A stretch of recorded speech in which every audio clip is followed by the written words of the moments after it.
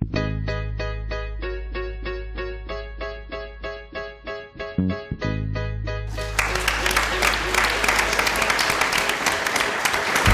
20 years next year?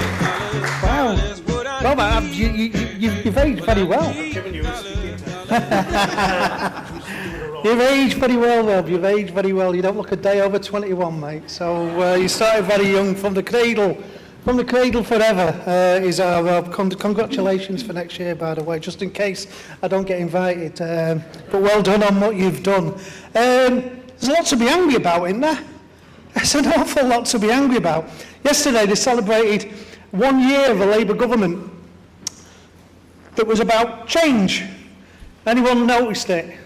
If you could tell me what it is, I'd be really, really interested, because I can't tell the difference. There used to be that advert on the telly that we saw quite often, didn't we? I can't tell the difference between stork and butter. Well, I can't tell the difference between Starmer's Labour and the Tory party. I mean, the situation we found ourselves in this week was horrendous. The idea that we're going to balance the economy on the back of disabled people. What sort of a Labour party would even contemplate that? I mean, and to top it all, the idea that you can prescribe an organisation that takes part in direct action as a terrorist organisation. What sort of a Labour party does that? What sort of a Labour party, on the day that it celebrates direct action carried out by the suffragettes, passes a motion to prescribe an organisation that wants to end genocide? Well, they can prescribe it as much as they like, but it won't wipe the blood of the genocide off their hands. We as working class people understand what's happening over in Palestine. This is the power of capitalism. This is the power of profit before people. This is the power of capital interest that doesn't serve us, but serves to benefit the billionaires and makes more millionaires. The defence contractors who live on the backs of working class people, while we queue at food banks, they dine on caviar and champagne. You know, tomorrow is another anniversary, by the way. I don't know if you realise, but it's 65 years since Nye Bevan passed away at 62. Nye Bevan, by the way, showed us that politics can be done different. He showed us by the fact that we're all in this room and living a lot longer lives, because he put into practice, you know, how politics can be different for people. By creating, I know a lot of people talk about the Beveridge report and the idea that the NHS comes from there. I believe it comes from the Tredegan miners, which Bevan championed, where he put in place the NHS in Tredegan for those miners, which he then transferred into the National Health Service that was enacted in 1948.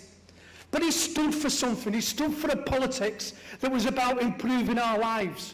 And I think today, if he was witnessing the first anniversary of a Starmer government that many talked about coming into power in similar circumstances to that after World War II, the speech he made about the Tories being lower than vermin would be one he would be making about Starmer's Labour.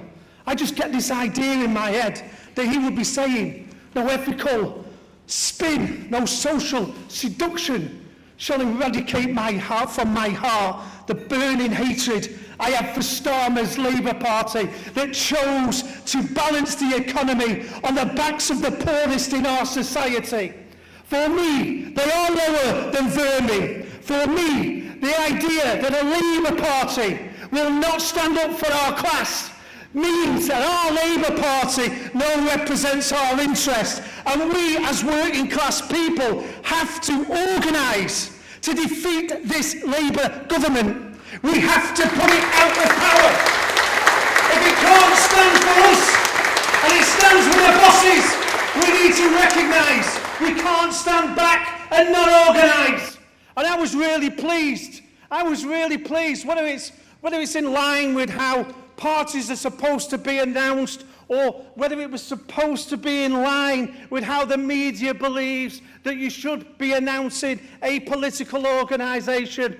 I was really, absolutely over the moon when I read Zara Sultana has decided to work with Jeremy Corbyn to create a new party that won't act on behalf of the 50 richest families in this country who contain more wealth than 34 million of us combined, that's going to take on the billionaires, that's going to act in our interests.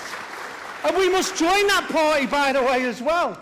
We must join that party. We must build that party and put the interests of us at the forefront, because the idea we can wait for a Labour Party to come to our rescue, those days are well and truly over.